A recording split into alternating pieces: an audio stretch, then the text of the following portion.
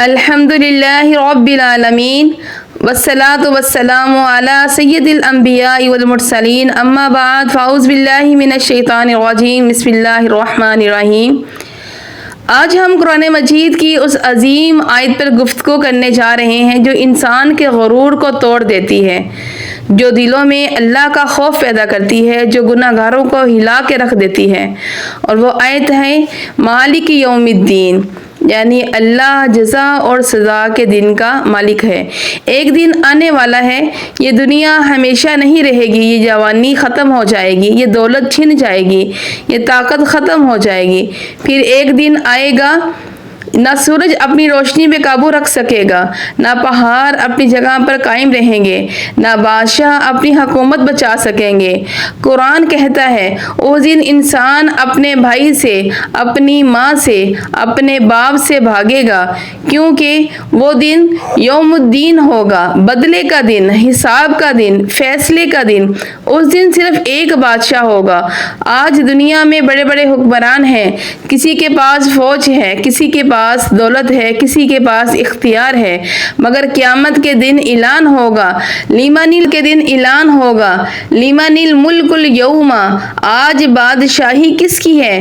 پھر اللہ خود ہی جواب دے گا، للہ الواحد القہار، صرف اللہ کی ہے جو اکیلا ہے، سب پر غالب ہے۔ آج انسان اپنے آپ کو بہت بڑا سمجھتا ہے، لیکن اس دن سب جھک جائیں گے، بادشاہ بھی، وزیر بھی، امیر بھی، غریب بھی۔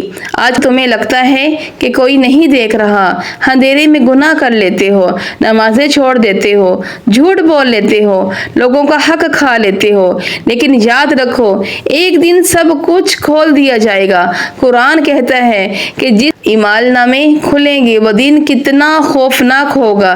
کسی کے ہاتھ میں نامہ اعمال دائیں ہاتھ میں دیا جائے گا، وہ خوشی سے چیخ اٹھے گا، لوگو آؤ میرا نامہ اعمال پڑھو، اور کسی کے ہاتھ میں بائیں ہاتھ میں دے دیا جائے گا، اور وہ چیخے گا کاش مجھے میرا نامہ اعمال نہ دیا جاتا۔ دنیا دھوکہ ہے، نہ یہ دنیا چند دن کی ہے، اصل زندگی آخرت ہے۔ آج شیطان انسان کو بہلا رہا ہے، گناہ کرو، نماز بعد میں، توبہ بڑھاپے میں، لیکن موت نے کبھی جوانی نہیں دیکھی۔ کتنے نوجوان قبر میں جا چکے ہیں، کتنے طاقتور مٹی میں دفن ہو چکے ہیں۔